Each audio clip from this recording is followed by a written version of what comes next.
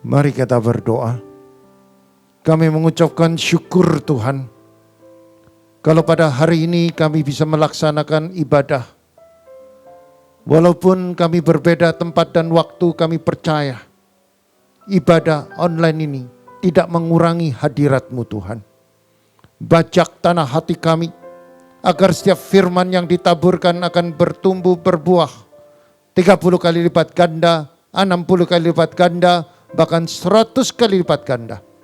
Ajari kami supaya kami mendengarkan firman dan firman itu direnungkan untuk dilakukan, untuk menjadi gaya hidup kami Tuhan.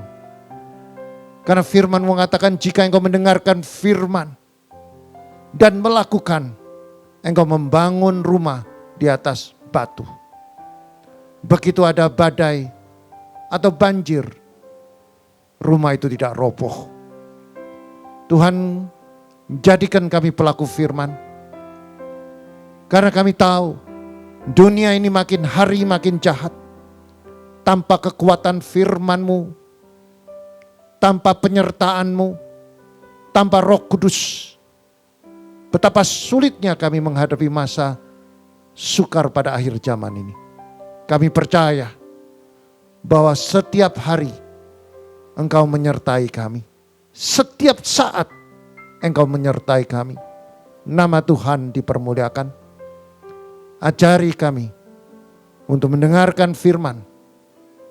Memfokuskan diri kami kepada firman-Mu.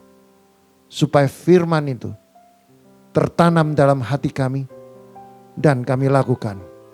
Nama Tuhan dipermuliakan. Di dalam nama Kristus kami berdoa. Mari yang percaya bersama saya katakan amin. Shalom.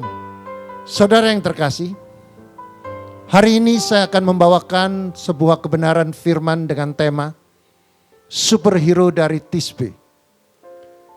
Ternyata di dalam Alkitab Perjanjian Lama banyak tokoh yang bisa dikatakan superhero dengan melakukan kuasa, kekuatan supernatural untuk menolong dunia.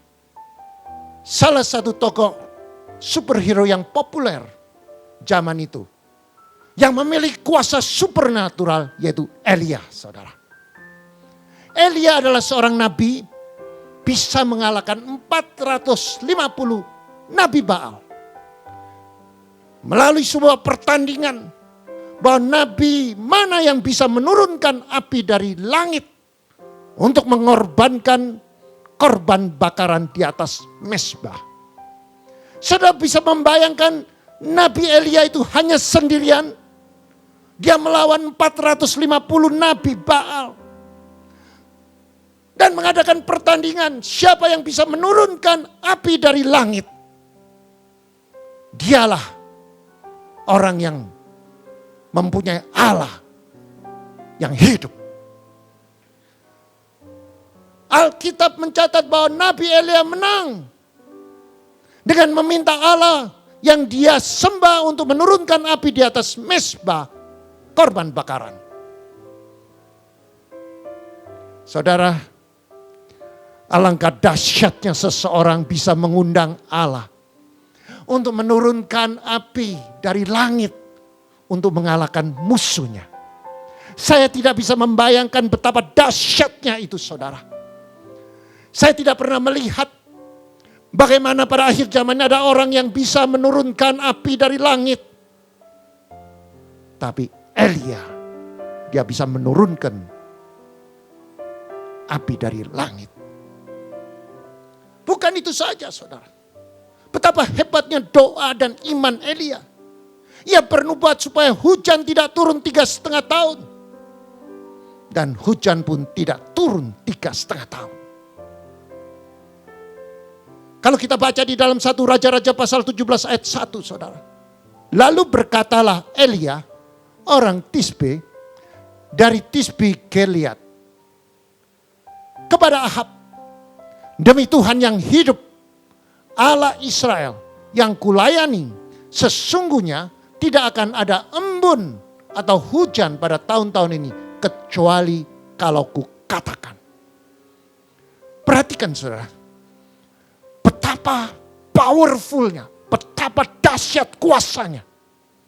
Dia bisa memerintahkan hujan tidak turun. Sini adalah sebuah hubungan antara Elia dengan Allah yang begitu akrab, saudara. Dia mempunyai kuasa supernatural yang begitu dahsyat. Elia adalah orang yang luar biasa, saudara. Pada satu saat dia mengalami kegalauan, saudara. Pada waktu dia mengalami kegalauan menghadapi keadaan yang begitu sukar.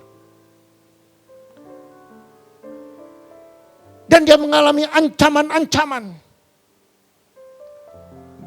Dan Tuhan menyatakan dirinya kepada Elia. Saudara, pada waktu Elia, dia mengalami keraguan-raguan.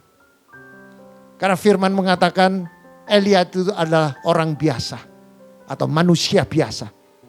Dia bisa sempat takut. Dia sempat khawatir dengan Isabel, ancamannya. Maka pada waktu dia menyampaikan kegalauannya dia, kekhawatirannya. Maka saudara, kalau kita baca 1 Raja-Raja pasal 19 ayat yang ke-11, saudara. Lalu firman-Nya, keluarlah dan berdirilah di atas gunung di hadapan Tuhan. Maka Tuhan lalu, angin besar dan kuat yang membelah gunung dan memecah bukit-bukit batu mendahului Tuhan. Tetapi tidak ada Tuhan dalam angin itu.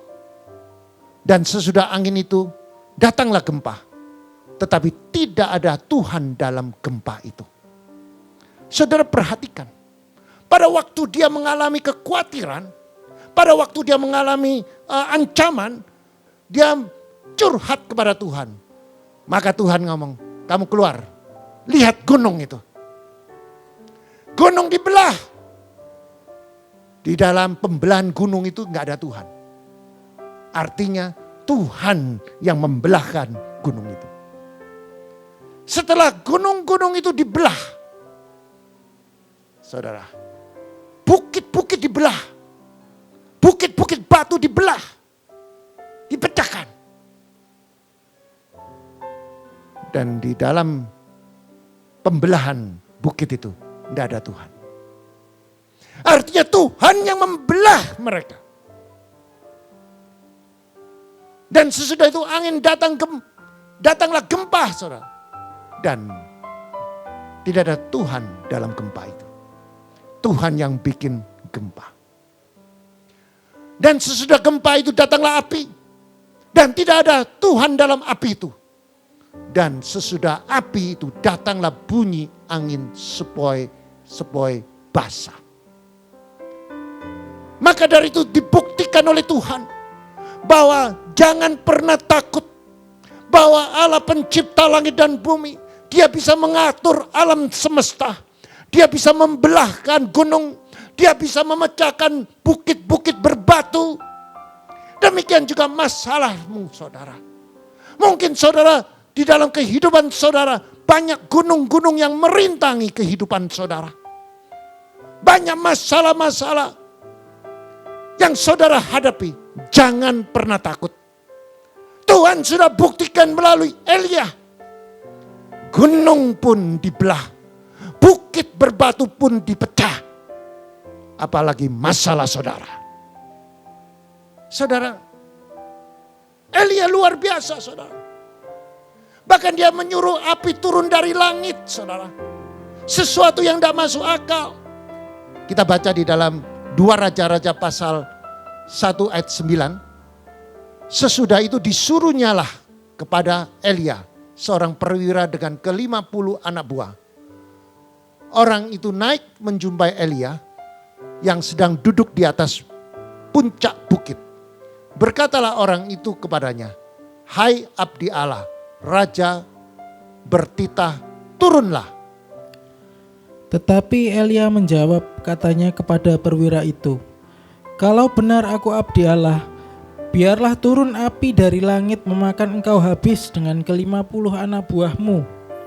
Maka turunlah api dari langit memakan dia habis dengan ke-50 anak buahnya. Saudara perhatikan.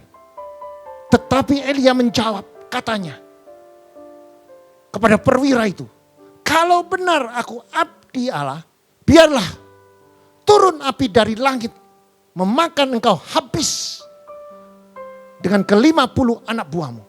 Maka turunlah api dari langit dan memakan habis dia dengan ke-50 anak buahnya. Saudara perhatikan. Begitu dahsyatnya ucapan yang diucapkan oleh Elia.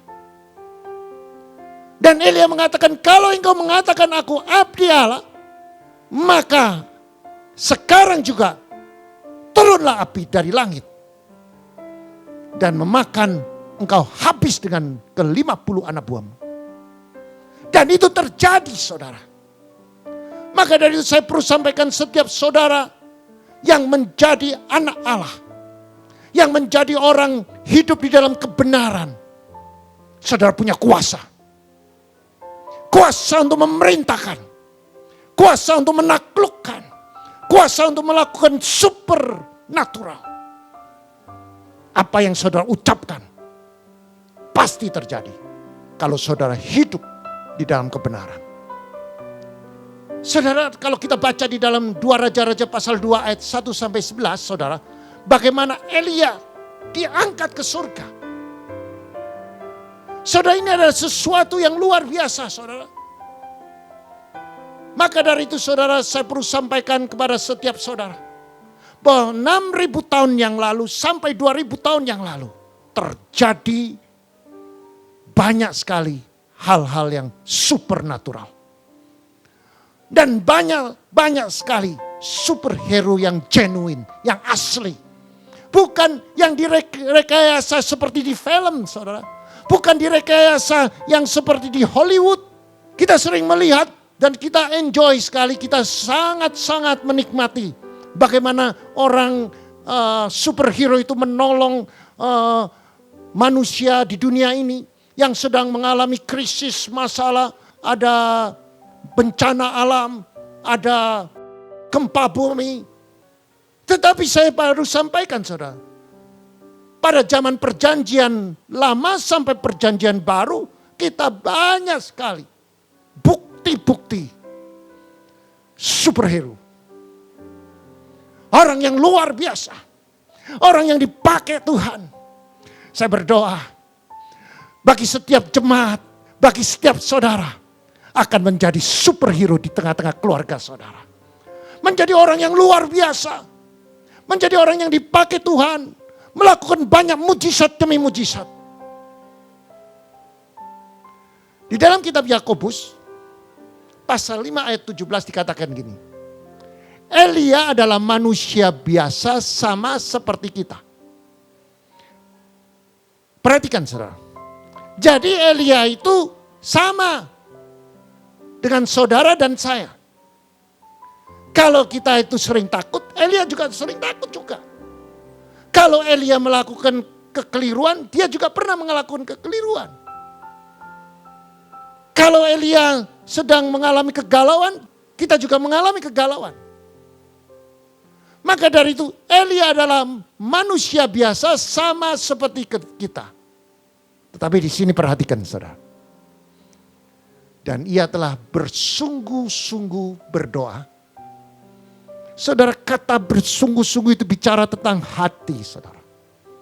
Kata sungguh-sungguh berdoa itu bicara tentang kemurnian. Kata sungguh-sungguh itu bicara tentang kesetiaan. Kata sungguh-sungguh itu bicara tentang iman percaya kepada Bapa kita. Dan iman yang kata sungguh-sungguh itu adalah mempunyai keyakinan dan iman bahwa apa yang dia doakan pasti didengar. Mari kita renungkan. Kalau tadi kita sudah melihat betapa dahsyatnya seorang Elia. Apa rahasia doa dan imannya Elia? Apa yang membuat Elia menjadi begitu berkuasa? Apa yang dia ucapkan dan terjadi? Mari kita simak, ada 4 jawaban atas pertanyaan yang kita bahas tadi. Apa rahasia yang dimiliki oleh Elia? Doa dan imannya. Yang pertama, saudara, iman percaya. Elia tidak terpengaruh oleh keadaan yang buruk. Saudara perhatikan, saudara. Iman percaya Elia tidak terpengaruh oleh keadaan yang buruk.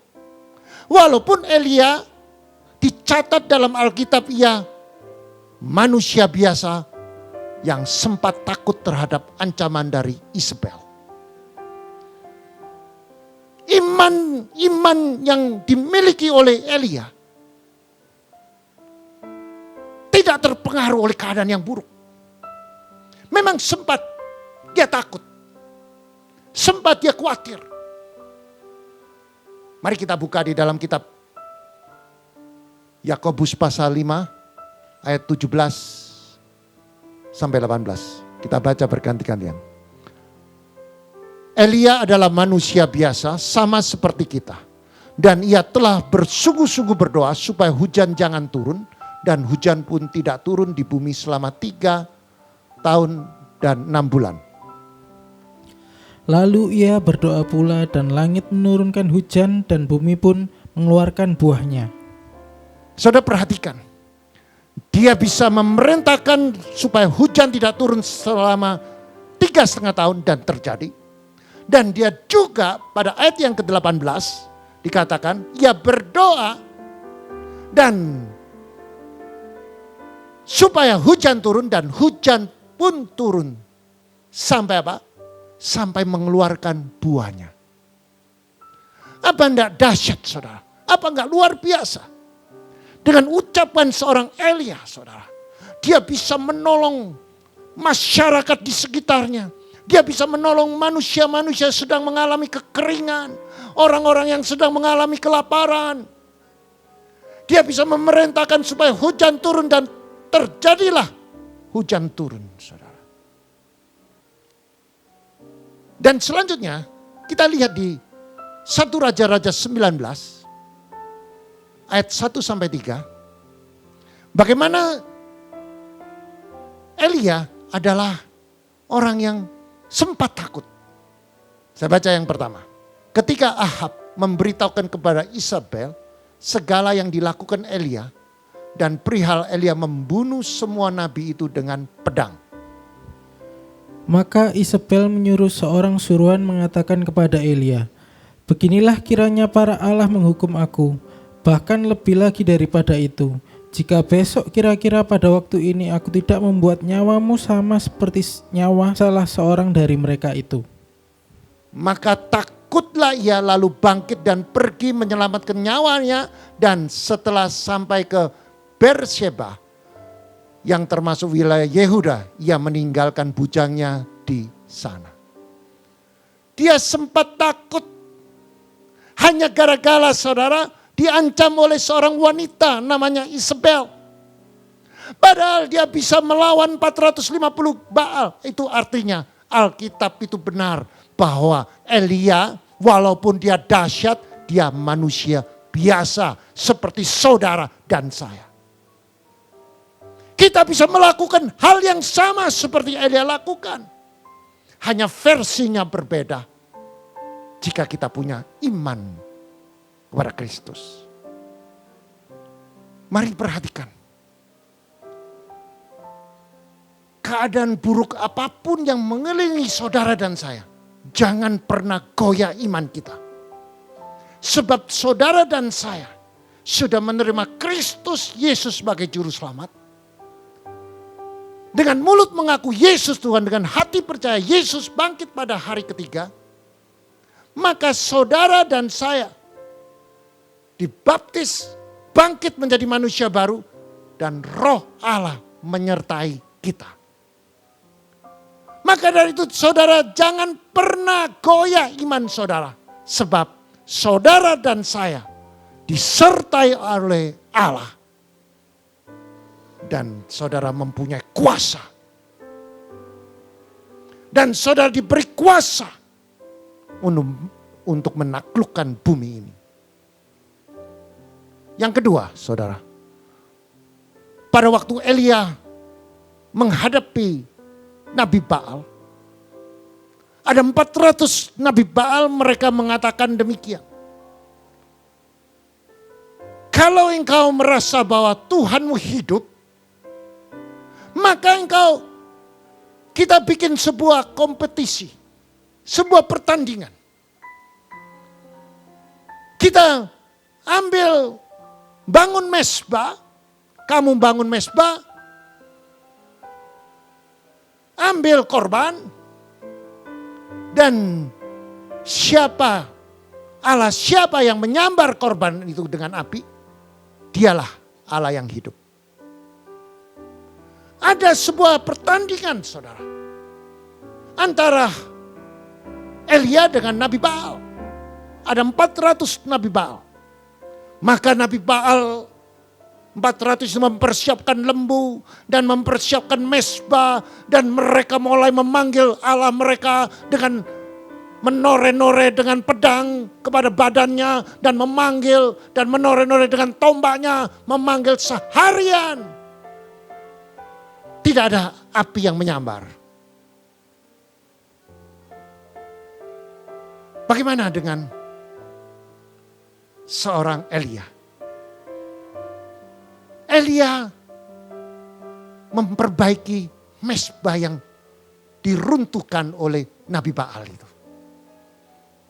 Mari kita buka di dalam kitab 1 Raja-Raja 18 ayat 30. Kata Elia kepada seluruh rakyat, datanglah, dekatlah padaku. Maka mendekatlah seluruh rakyat itu kepadanya. Lalu ia memperbaiki mesbah yang telah diruntuhkan itu. Berapa banyak di antara kita mengalami mesbah yang sedang runtuh. Seolah-olah tidak ada mesbah keluarga. Atau sudah tidak ada mesbah keluarga. Berapa banyak di dalam kehidupan kita sehari-hari, mesbah kita sudah runtuh. Persekutuan keluarga sudah tidak ada. Semua anggota keluarga memiliki kesibukan masing-masing, tanpa menyadari bahwa mereka semua masuk di dalam jerat. Jerat yang dirancang oleh si iblis, yang sudah melilit setiap anggota keluarga. Karena apa? Kita disibukkan oleh kesibukan pekerjaan kita dengan yang meletihkan. Kita disibukkan oleh kesibukan pekerjaan kita yang meletihkan dengan mengejar materi yang tidak ada ujungnya. Dengan mengandalkan kekuatan kita sendiri yang terbatas, yang mana dengan mudah kita menjadi orang yang egois. Maka diakhiri dengan stres dan depresi.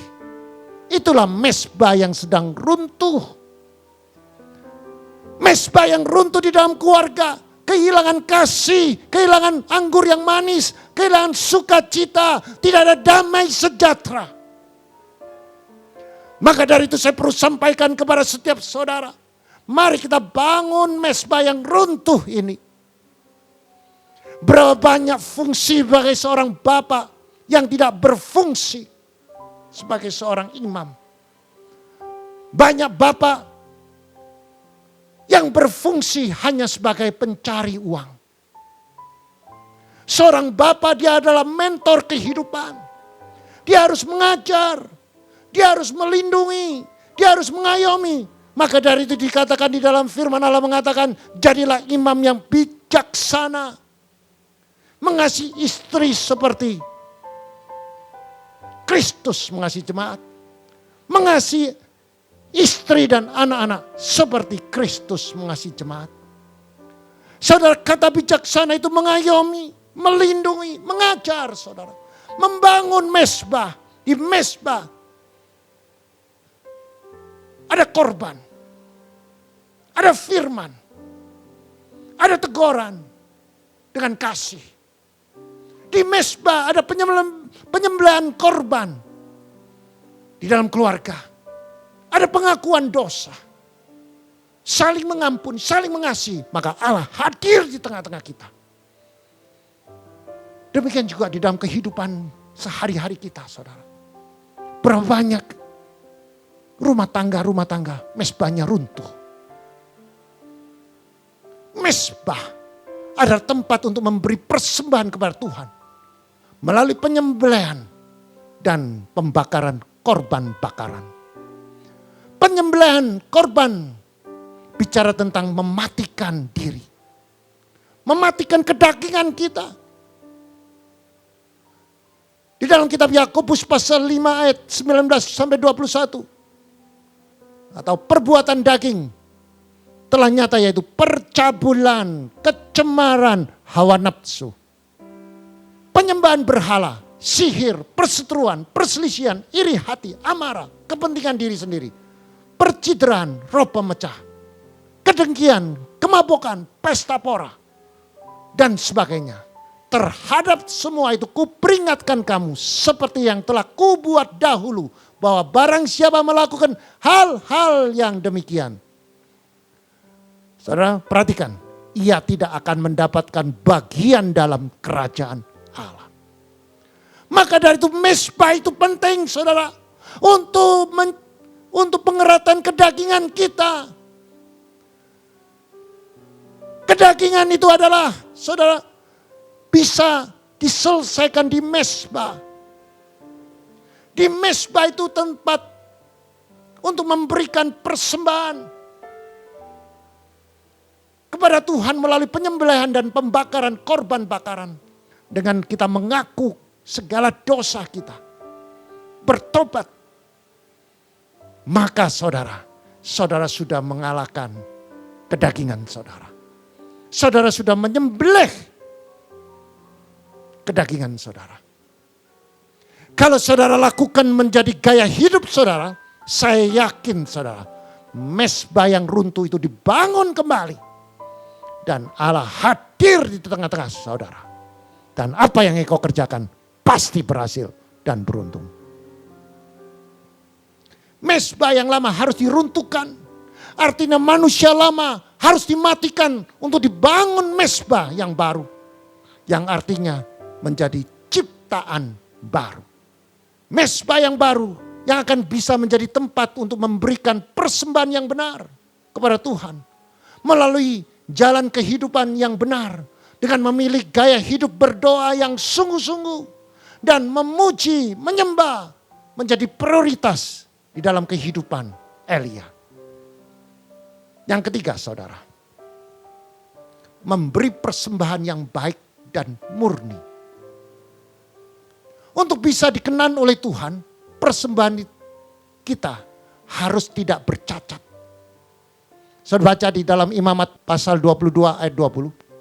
Segala yang bercacat badannya jangan kamu persembahkan, karena dengan itu Tuhan tidak berkenan akan kamu. Persembahan itu bicara tentang korban bakaran. Bisa diartikan sesuatu yang sangat berharga bagi kita. Misalnya saudara, berikan waktumu. Kadang-kadang kita selalu berhitung-hitung dengan Tuhan. Kalau sekarang waktu saya sedang, ini ada sesuatu yang penting, ada transaksi. Aku tidak bisa tinggalkan. Padahal waktu saudara melayani Tuhan. Saudara, waktu sesuatu yang sangat berharga bagi kita.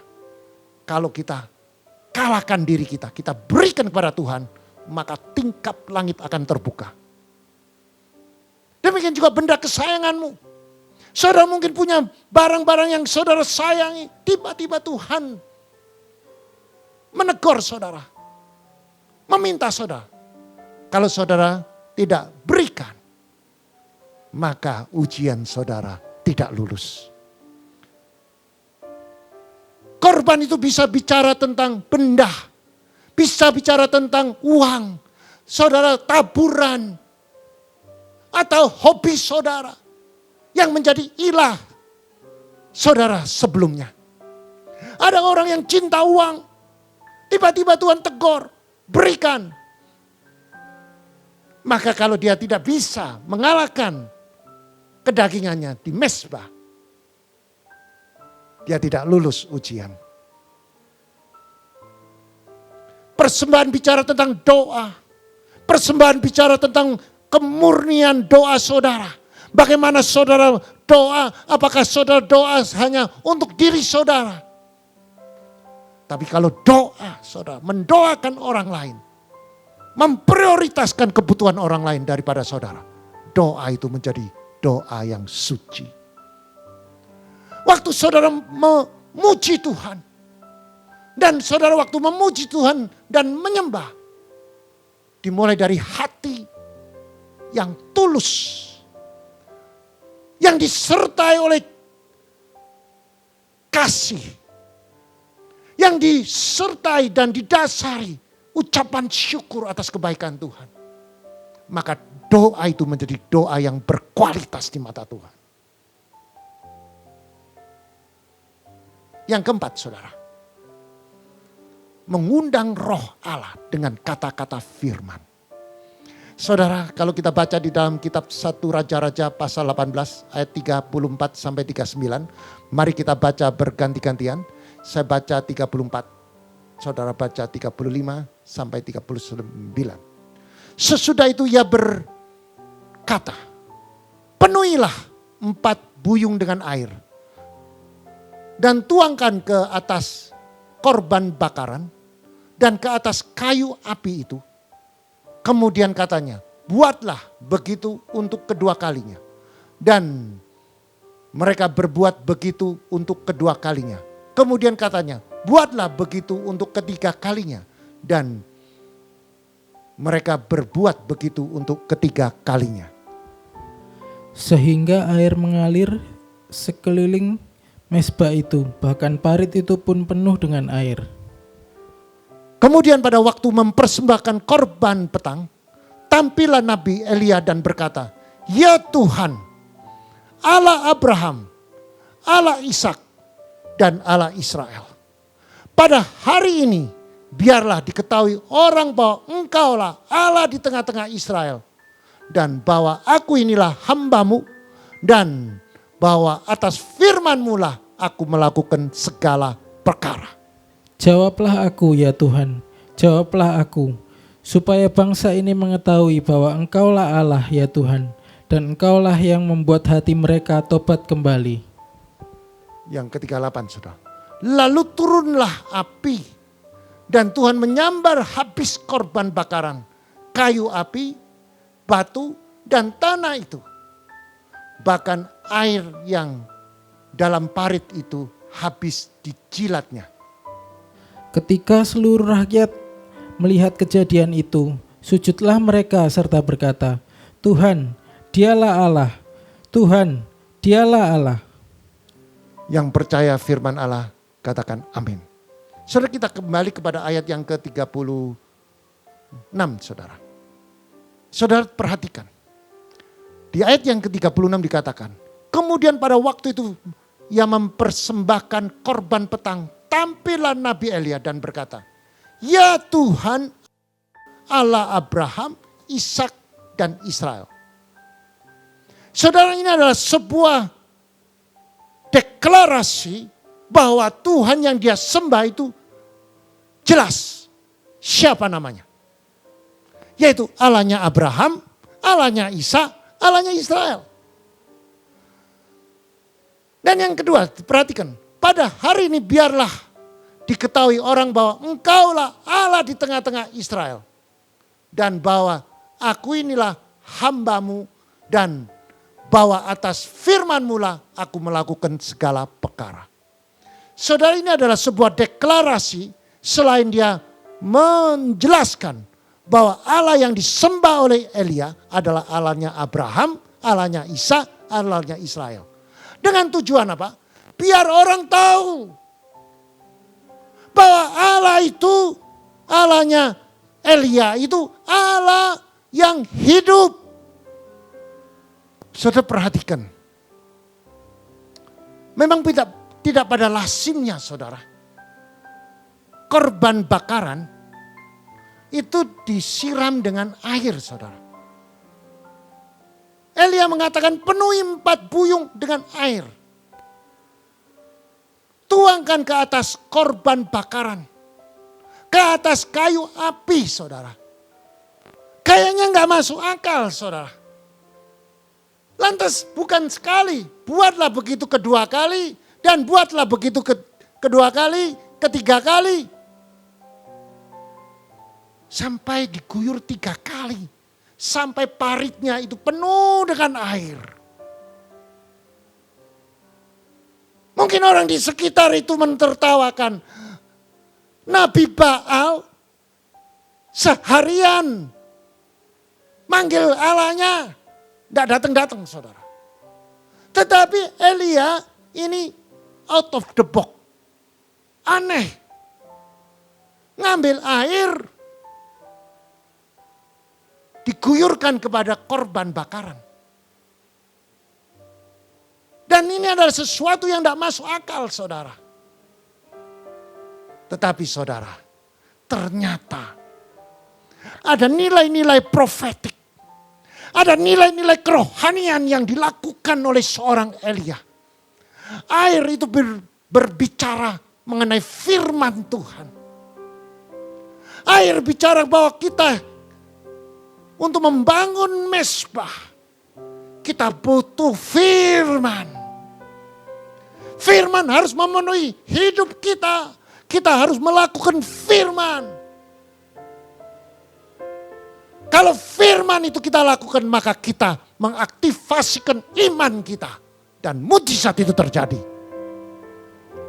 Hanya dengan dipenuhi dengan firman, maka kita bisa memperkatakan kata-kata iman. Yang mengundang kuasa hadirat Tuhan. Di dalam kitab Yohanes pasal 3 ayat 5 dan 6 dikatakan, jawab Yesus, aku berkata kepadamu sesungguhnya jika seorang tidak dilahirkan dari air dan roh, ia tidak dapat masuk ke dalam kerajaan Allah. Apa yang dilahirkan dari daging adalah daging, dan apa yang dilahirkan dari roh adalah roh. Maka dari itu saya perlu sampaikan kepada setiap saudara. Kita tidak bisa main-main dengan firman Allah. Dan firman Allah itu adalah fondasi di dalam kehidupan kita. Untuk menghadapi masa sukar ini. Kita harus dipenuhi oleh firman. Dan firman itu harus dilakukan. Dan firman yang dilakukan itu sama saja mengaktifasikan iman saudara. Dan iman itu bertumbuh dan jadilah mujizat. Dan firman itu harus dilakukan dan diucapkan, dilakukan, diucapkan. Dan iman bangkit dan mujizat terjadi. Saudara yang terkasih, saya akan menyaksikan bagaimana mezbah itu begitu penting. Berapa bulan yang lalu ada seorang keluarga yang sedang mengalami sakit saudara. Dan dia mengatakan dia mungkin kena corona. Tiba-tiba Roh Kudus mengingatkan saya. Bikin KKR, bikin mezbah. Mezbah itu akan menarik hadirat Allah. Bangun mezbah. Lantas dia katakan, aku sakit, bagaimana aku bisa? Siapa yang melayani? Saya bilang, kamu adalah kepala keluarga, kamu imamnya, ayo. Dan dia lakukan. Ketaatan itu saudara. Menarik hadirat Allah. Dan dia kumpulkan keluarganya. Dan keluarganya dia ajak untuk berdoa bersama-sama. Dan saya katakan bikin KKR. kata-kata iman. Sampaikan kebenaran firman. Akui segala kesalahan. Berubah, bertobat. Dan saudara tahu, hari demi hari dia direstorasi. Bukan saja sakit penyakitnya disembuhkan, rumah tangganya dipulihkan. Yang biasanya dalam rumah tangga itu tidak ada mesbah. Yang sudah sibuk dengan kesibukan sendiri sejak ada corona. Sejak mengalami persoalan. Mesbah itu yang runtuh dibangun. Dan saudara, restorasi terjadi, pemulihan terjadi, kesembuhan terjadi, rumah tangganya dipulihkan. Bangun mesbah yang runtuh. Selamat mempraktekkan, melakukan kebenaran firman. Tuhan Yesus memberkati. Mari kita berdoa. Kami mengucapkan syukur Tuhan. Kalau pada hari ini kami bisa mendengarkan kebenaran firman. Ajari kami Tuhan. Di tengah-tengah keluarga kami menjadi superhero. Menjadi orang yang luar biasa di tengah-tengah keluarga. Kami percaya. Kami belajar dari Elia. Setiap saudara yang tersentuh oleh firman Tuhan. Itu tandanya Tuhan bicara dalam hidup saudara. Setiap saudara boleh angkat tangan tinggi-tinggi. Bagi saudara disentuh oleh firman Allah. Angkat tanganmu. Katakan, Tuhan itu aku. Aku belum mempunyai mesbah. Mesbahku runtuh. Aku mudah terpengaruh oleh keadaan. Aku belum menjadi pelaku firman. Aku masih hidup di dalam kedagingan. Aku mau bertobat. Aku mau berubah dalam nama Yesus. Setiap saudara yang hidup di dalam keegoan. Mungkin terhadap istrimu, terhadap suamimu, terhadap anakmu. Hampiri istrimu, hampiri anakmu. Hampiri suamimu, peluk mereka, ampuni aku. Aku mau bangun mesbah. Mesbah ini harus aku bangun dengan benar-benar. Supaya di situ ada pengakuan dosa. Di situ ada hadirat Allah. Di situ ada bau yang harum. Di hadapan Tuhan. Tuhan jamah. Engkau perdamaikan keluarga-keluarga yang sedang berseteru, berselisih. Ampuni mereka semua supaya mereka menikmati berkat dari Allah itu sendiri. Setiap suami peluk istrimu. Mari kita berubah. Mari kita bertobat. Setiap istri tumpang tangan atas suamimu, katakan, jadilah imam yang bijaksana mengasihi istri dan anak-anakmu seperti Kristus mengasihi jemaat. Mari kita bangun mesbah kita dalam nama Yesus. Para suami tumpang tangan atas istrimu. Jadikan istri penolong yang sejati. Istri yang bijak, penuh Roh Kudus. Istri yang menjadi motivator. Istri menjadi pendoa. Mengasihi suami dan anak-anak seperti mengasihi dirinya sendiri. Dan tunduk bagi suami. Diberkati seluruh aspek hidupnya. Para suami istri tumpang tangan atas anak-anakmu, berkati. Jadilah anak yang takut akan Tuhan. Karena kerendahan hati dan takut akan Tuhan, ganjarannya kekayaan, kehormatan dan kehidupan. Berkati mereka semua. Bagi setiap saudara yang belum kenal Kristus, belum menerima Yesus sebagai juru selamat, saudara boleh angkat tangan. Karena menerima keselamatan itu gratis. Setiap saudara yang mengangkat tangan, ikuti saya. Tuhan, ini aku. Aku mau menerima Engkau sebagai Tuhan secara pribadi. Dan mengakui bahwa Engkau bangkit pada hari ketiga. Dan aku percaya, aku akan selamat. Aku bertobat, aku akan tinggalkan dosaku. Dan aku akan dibaptis. Dan aku akan pergi gereja yang aku bisa jangkau. Untuk dibaptis dalam nama Yesus. Tuhan, aku percaya hari ini aku menerima keselamatan. Di dalam nama Yesus Kristus. Mari yang percaya sudah menerima keselamatan. Bersama saya katakan, amin. Mari angkat kedua tanganmu. Jika engkau mendengarkan firman dan melakukan, tidak menyimpang ke kiri dan ke kanan, maka Tuhan akan buka tingkap-tingkap langit.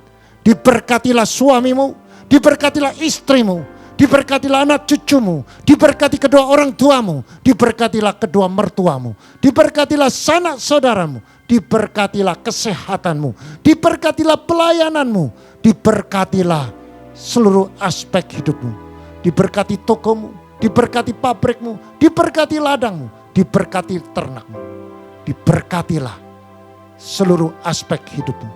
Engkau akan naik, tidak turun, engkau jadi kepala, bukan ekor. Engkau tidak hutang, melainkan menghutangi seluruh bangsa. Masuk diberkati, keluar diberkati. Apa yang kau kerjakan, semuanya berhasil dan beruntung. Mari kita ucapkan syukur. Mari kita berdoa juga untuk orang-orang yang sakit, Tuhan. Tuhan, kami bersepakat, kami berdoa. Ada yang sakit, Tuhan. Mungkin dia sakit kanker, Tuhan. Mungkin dia sakit ginjal, sakit liver, sakit di dalam otaknya. Tuhan, kami percaya oleh bilur Yesus disembuhkan. Kami berdoa juga, Tuhan, untuk kaum fakir miskin, para janda-janda, para yatim piatu. Tuhan juga berkati limpah. Terimalah berkat damai sejahtera dan persekutuan Roh Kudus mulai hari ini sampai Maranatha dan sampai Tuhan Yesus datang kedua kalinya. Mari yang percaya bersama saya katakan amin.